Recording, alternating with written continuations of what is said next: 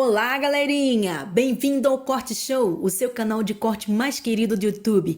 Deixa seu like e se inscreva aí para nos ajudar. Então vamos lá, gente? Roda a vinheta!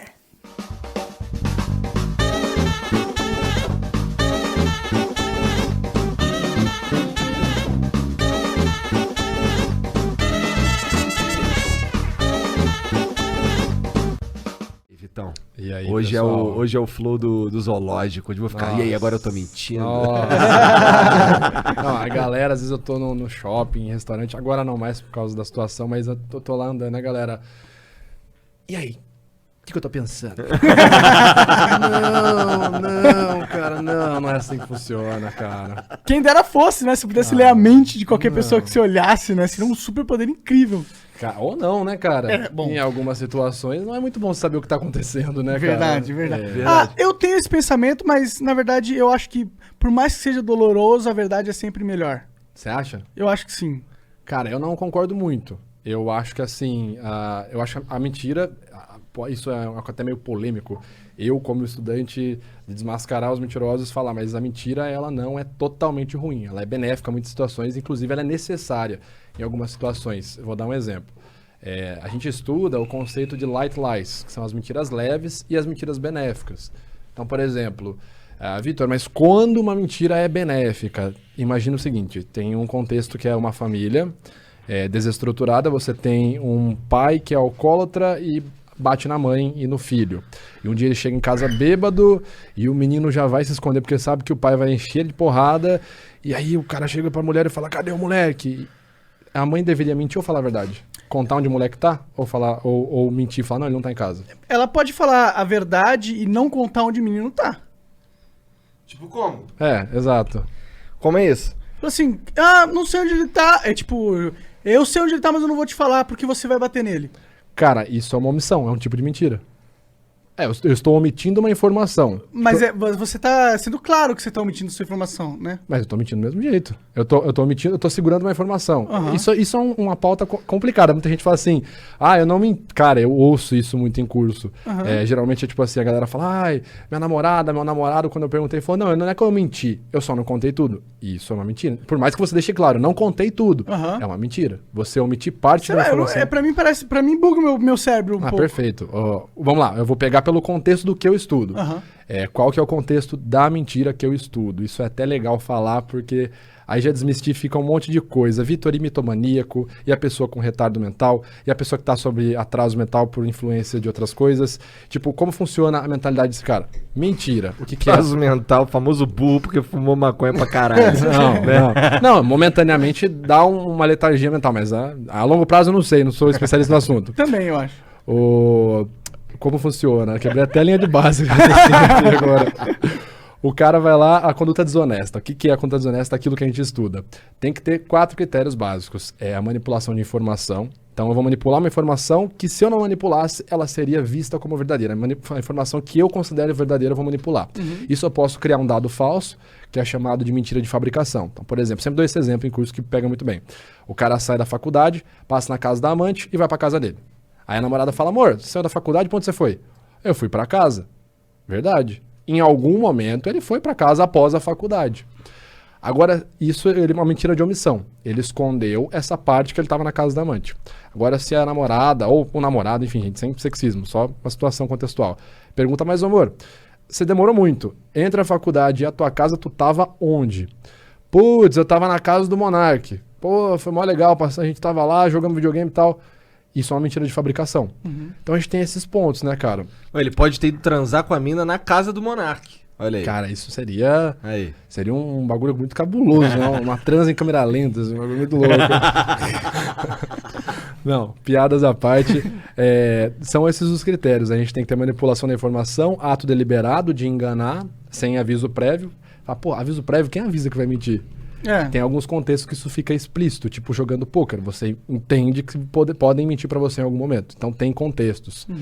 Se você tá, por exemplo, fazendo um jogo daqueles escape room, você entende que alguém pode dissimular pra você também. Enfim, são vários contextos. E o mais importante, você tem que ter uma situação onde há uma recompensa e um ganho que vai gerar um processo high stakes. Recompensa e ganho. O mentiroso nunca mente por nada. Ah, não é que eu menti, eu só... Ai, eu não queria falar. Não, recompensa e ganho. Então, eu vou mentir. Recompensa, num caso desse, eu quero manter o meu relacionamento. Nesse exemplo que a gente citou. Punição. Eu quero evitar, acabar ou receber uma bronca, receber um xingamento e tal. O que acontece? Quando eu vou dissimular, eu entro num comportamento automaticamente de alta carga cognitiva e emocional, porque eu vou formular o que eu vou falar. Putz, minha história tá colando. Ao mesmo tempo eu vou ter que monitorar o seu comportamento. Você tá vendo eu mentindo? Tá balançando a cabeça, quer dizer que tá dando certo. Caramba, será que eu tô vazando alguma coisa da história? E nisso eu tô expressando algo, uma emoção sobre o fato de estar mentindo. Eu posso sentir medo por ser pego.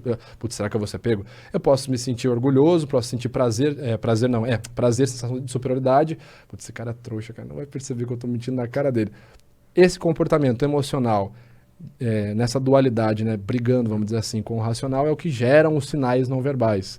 Então, quando alguém fala assim, vê se eu tô mentindo, você tem que ter todo um contexto. Vitorino mitomaníaco, o cara que mente por compulsão. O nome já diz, mitomaníaco. Compulsivo não entra em nenhum desses critérios que eu falei. O cara não mente necessariamente para ter uma recompensa.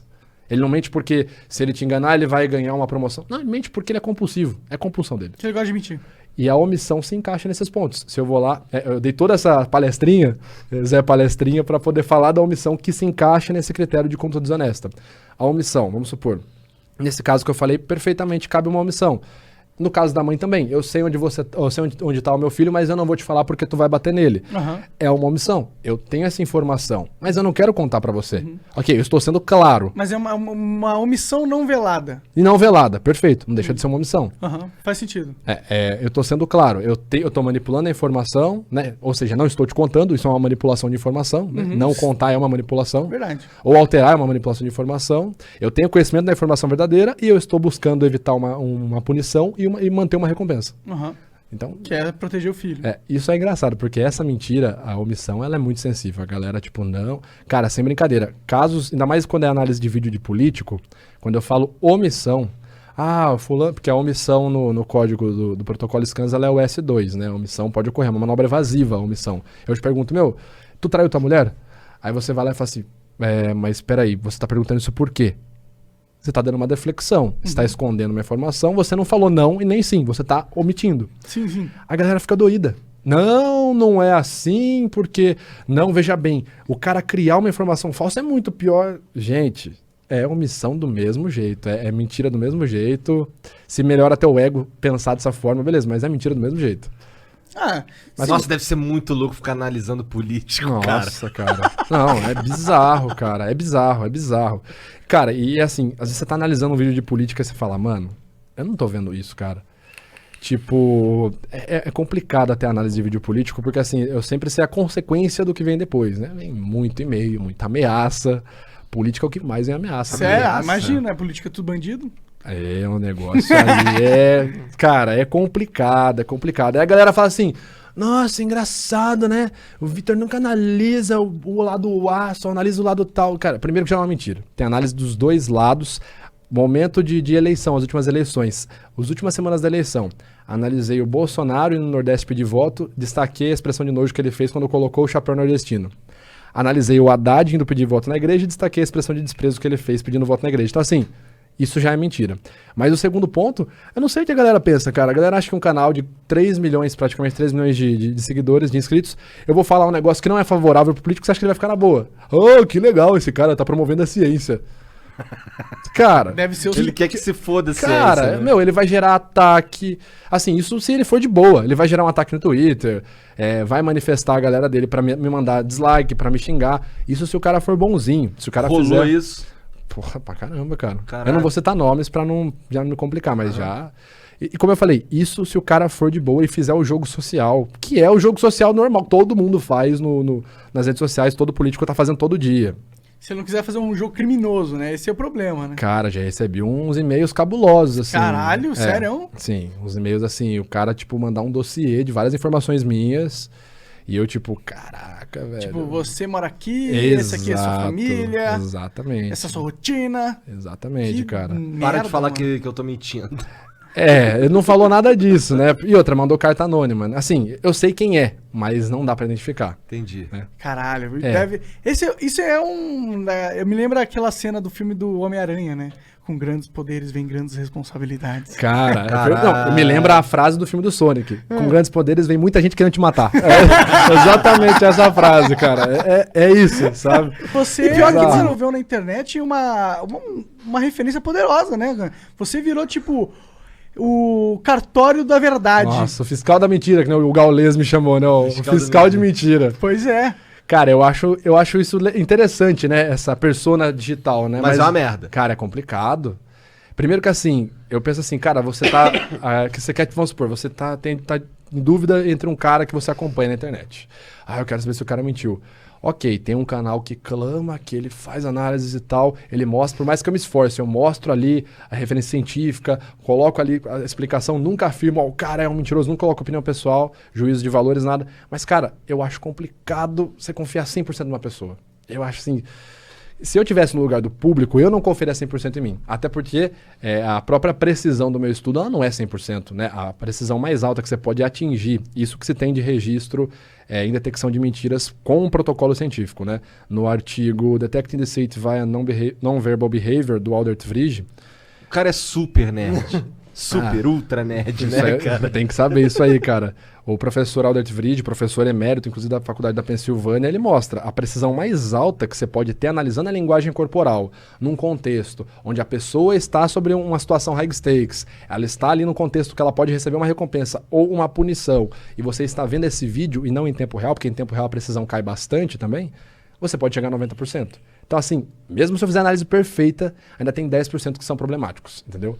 Então, assim, cara, assiste Metaforando, show. Mas entenda o seguinte, análise de linguagem corporal é uma forma de você entender uma situação, não é a prova absoluta. Até porque, falando da minha profissão, né, eu gero laudos de análise não verbal, observando ali a detecção de mentiras. Quando eu gero um laudo, eu indico, olha, baseado em X conjuntos de sinais não verbais que essa pessoa demonstrou, eu afirmo com X% de precisão que essa pessoa está com um comportamento incongruente. 80%, 70%, 90%, tal. Eu faço um levantamento. Ainda assim eu não vou lá e falo, esse cara tá mentindo por causa de... Porque, cara, não tem como. A única pessoa que sabe se mentiu é ela, certo? Não tem como entrar na sua mente e ler tua mente. E mesmo que eu gere esse laudo, putz, Vitor, maravilhoso, acabou, prova, caso encerrado. Cara, é um elemento de uma peça jurídica. Um laudo, ele é um elemento. No Brasil não existe prova absoluta. No Brasil, falando no direito, a última palavra é do juiz. Se o cara... Cara, assim, tem casos absurdos. Se o cara chegar e falar, eu confesso, fui eu que matei, fui eu que estuprei.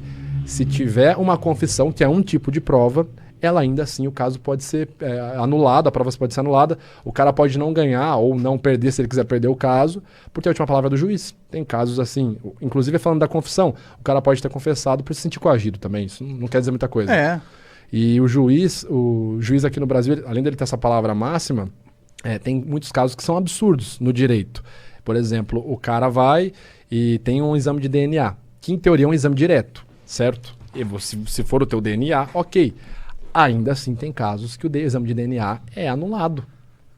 Entendeu? Então, assim, em resumo... E esses casos acontecem no mundo inteiro? Cara, no mundo inteiro. Entendi. É que tem um ponto muito complicado, cara. No Brasil, a gente não tem muito recurso. Falando assim, especificamente do direito, não tem muito recurso. Então, aquela coisa que a galera imagina... O Vitor Santos é o cara que chega com um terno numa sala de interrogatório, bota a prancheta na mesa e fala, cadê o baiano? Isso não existe, tá ligado? Cara, isso não existe.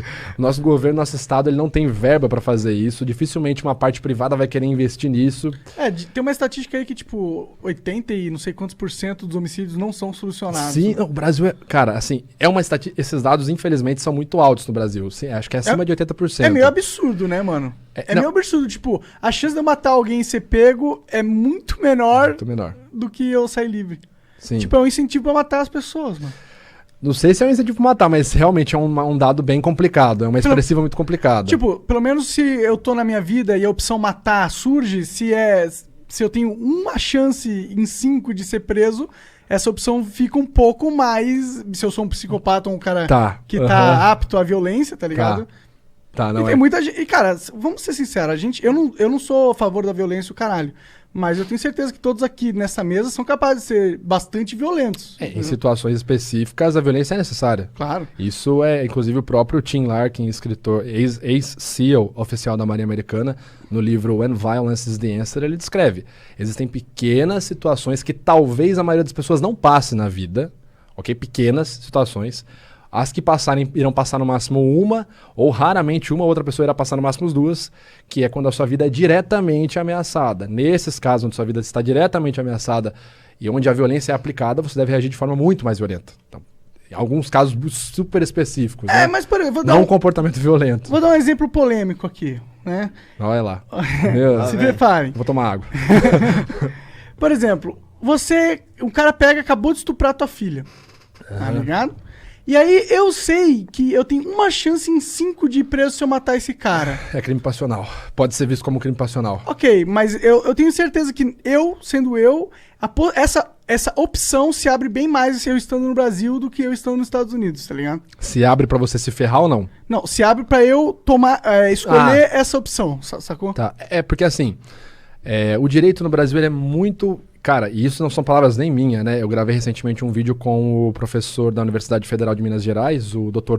Túlio Viana, e ele fala, o direito do Brasil é muito conservador, ainda. Então ele vai se apegar a vários outros conceitos. Vou te dar um exemplo. Isso que você está falando, aconteceu um caso real, exatamente essa situação que você descreveu. Se eu não me engano, no Texas, em 2017, 2018. O cara chegou na casa dele, a filha dele, acho que adolescente, enfim, jovem, criança, estava sendo estuprada. Ele cobriu o cara de porrada, depois finalizou com um tiro na cabeça, no Texas. Ele só ligou pra polícia buscar. Então assim, tá certo, tá errado? Não, o ponto aqui é a diferença da aplicação da lei, certo? Nos países e inclusive nos estados, né? Pegando o próprio Texas como exemplo, se você observa ali a legislação armamentista, né? Por exemplo, a lei do desarmamento, tem várias situações diferentes, mas por exemplo, nos Estados Unidos, isso é regulamentado nos estados. Então, por exemplo, no Texas, aspas, quase todo mundo pode ter uma arma. E, assim, não é muito difícil. Você chegar lá com seus documentos de identidade, tiver tudo ok, eu quero uma .40. É igual comprar balas. Quer pegar munição a granel?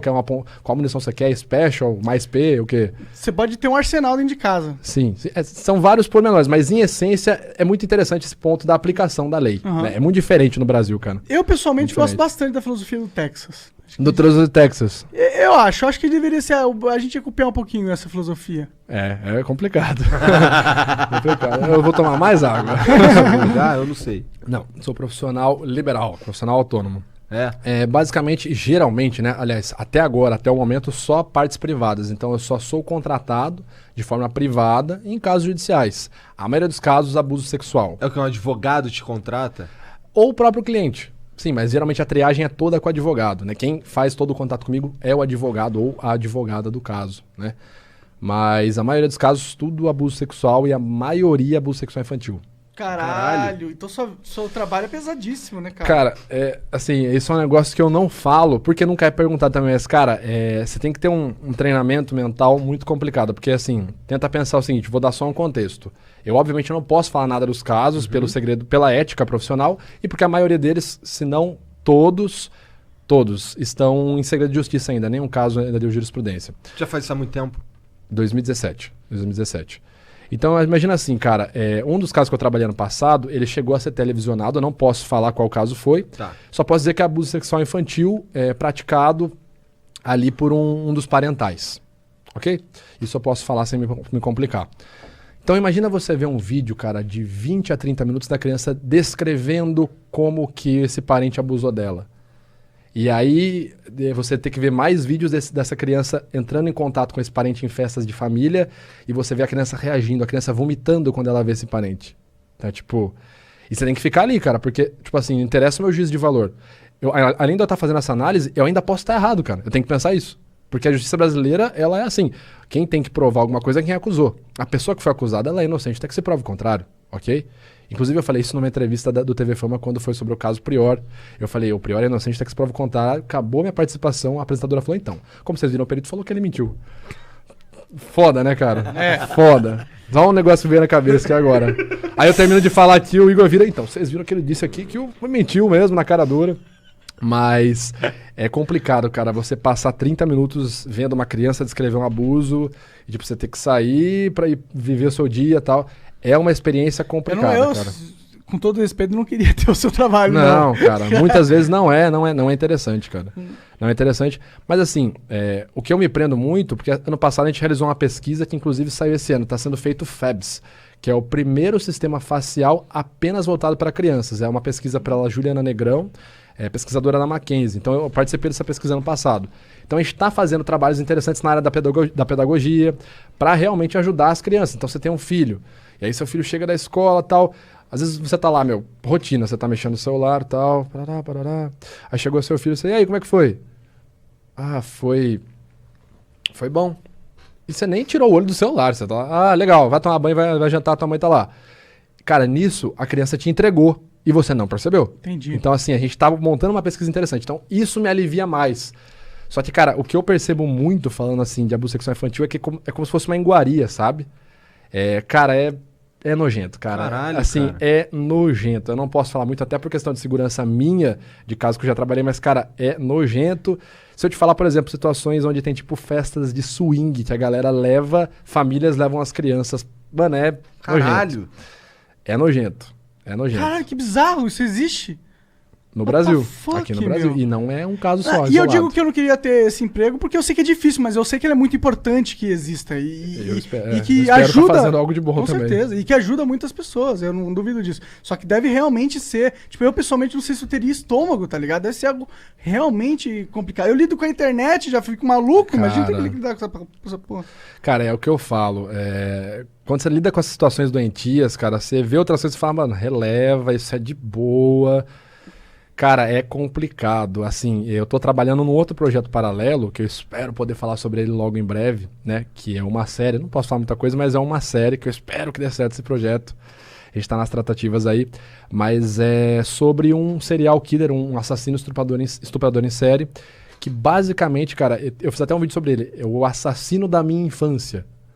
Porque esse cara, na região que eu moro, ali no interior de São Paulo, ele estuprou e matou de forma brutal. E quando eu falo brutal, para vocês terem uma noção, as crianças que se comportavam durante o estupro, crianças de 5 a 10 anos de idade, esse era o perfil dele, as crianças se comportavam bem, não gritavam como ele falava, ele apenas estrangulava. Essa era a forma de promover, de premiar elas. As que gritavam, choravam, tentavam escapar, ele matava no soco, geralmente primeiro esmagando a mandíbula delas. Então, assim, o cara pesado mais de 100 quilos. Então, primeiro ele esmagava a mandíbula de uma criança de 5 anos, ela ia ficar chorando, sentindo dor, enquanto ele praticava a violência sexual, e depois ele matava no soco que sobrava da criança. Caralho. E esse cara morou a 2 quadras da minha casa, quando eu tinha 5 anos de idade, na época que ele estava na ativa nos crimes. Caralho! Esse é um caso muito cabuloso, cara. E eu creio, assim, memória falsa é uma realidade, mas eu tenho a forte memória de ver ele passando na frente de casa, porque ele ficou conhecido na minha cidade como o assassino da bicicleta. Porque ele era alcoólatra, então ele passava fazendo reparos em porta de bar, fazia serviço de engraxate, e sempre com uma bicicletinha vermelha. Então, eu tenho essa imagem de eu estar jogando bola na garagem de casa e, tipo, ver um senhor fortão, assim, gordão, passando com uma bicicleta vermelha. Então, tipo... Caralho. Esse negócio é muito louco, cara. Eu não acredito nessas coisas de Caralho. energia, espírito, destino. Mas é muito cabuloso esse caso dessa pessoa ter acontecido super perto da minha casa, assim, vamos dizer, na época que o cara tava na ativa, e hoje eu trabalhar com abuso sexual infantil, com análise de abuso sexual infantil. Caralho, realmente é bizarríssimo. Esse cara já era. Imagina. Ele morreu em 2013. Diz na notícia que ele teve um infarto, né? Não sei se realmente foi verdade. Entendi. Mas Espero que não, espero que tenha morrido de uma forma muito Tomara que tenham quebrado o mais maxilar dolorosa. dele. Cara, tem uma notícia, você que gosta desse tipo de coisa, Monark, o nome dele, se vocês quiserem pesquisar, o pessoal que tá vendo, tem um vídeo no meu canal, é Laerte Patrocínio Orpinelli, ficou conhecido como monstro de Rio Claro na época, década de 90. Ele matou dos anos 80 até 1999, a última morte dele. Caralho. Ele, falando do Monark que falou, pô, eu acho da hora a filosofia do Texas e tal, quando ele foi preso, e ele começou a confissão, ele começou a levar a polícia até os locais para desenterrar as ossadas, né? Nesse processo, aconteceu um negócio assim, talvez o Monark vai achar engraçado. No primeiro dia, quando ele foi revelar onde estava a maior parte das ossadas, que era no Horto Florestal de Rio Claro, ele entrou no horto com a equipe da polícia, o pessoal foi, tirou a foto e os legistas saíram. Ou seja, ficou só o corpo de policiais que levou ele, são uns 10 policiais. Ele saiu do mato todo roxo, com o olho inchado, cheio de hematoma. E aí os jornais perguntaram o que aconteceu. E os policiais falaram que ele caiu muito no meio do mato. Não sei o que aconteceu ali. Mas então, você que falou que deveria... Eu não gosto disso nesse sentido, tá ligado? Porque eu acho que tem que matar o cara. Não fazer ele sofrer. Maravilha. Eu acho que, inclusive, os policiais poderiam ter prejudicado a investigação, tá ligado? Ah, sim. E aí, psicologicamente falando, total. e aí eu acho que... Eu não gosto disso. Eu quero que o cara que cometa uma violência delas esteja justiça. Justiça.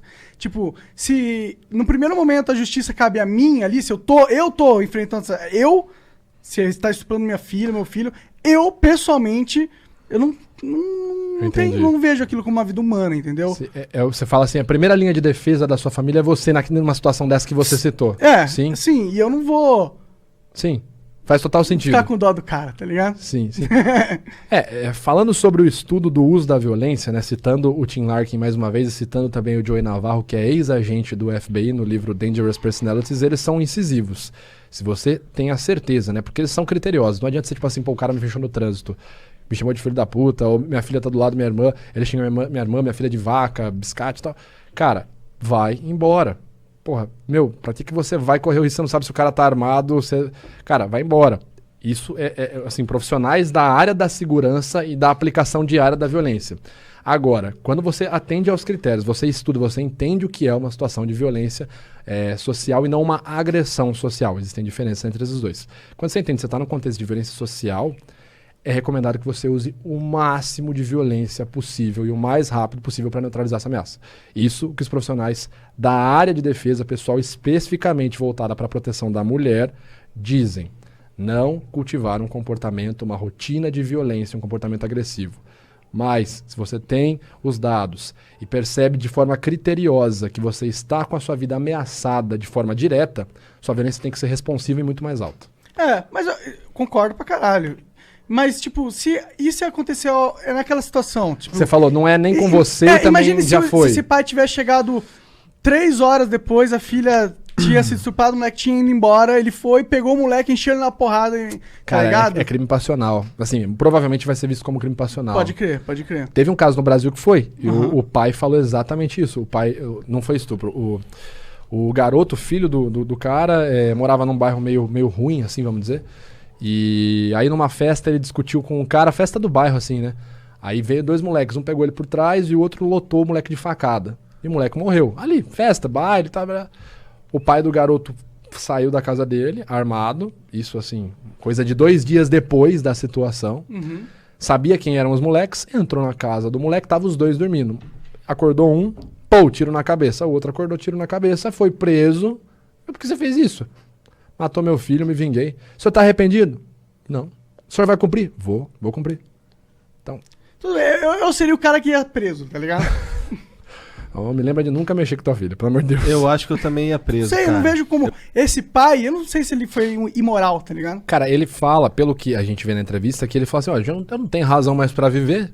Vou viver na sociedade como um cidadão não reformado, por quê? Já tiraram o que eu tinha? Por que eu vou ficar aqui na sociedade se tiraram o que eu tinha? Então, assim, dá pra ver que esse ponto desse pai é literalmente isso. Ele realmente não tá nem aí. Sim. Se ele vai ser preso, senão... Cara, o filho dele importava muito mais do que tá em liberdade. Entendeu? Sim. Eu entendo esse pai, tá ligado? Mas eu também entendo que a lei é a lei, o caralho. Vamos respeitar essa porra. Assim, normativas devem ser seguidas, pessoal. Sim. Senão a anarquia...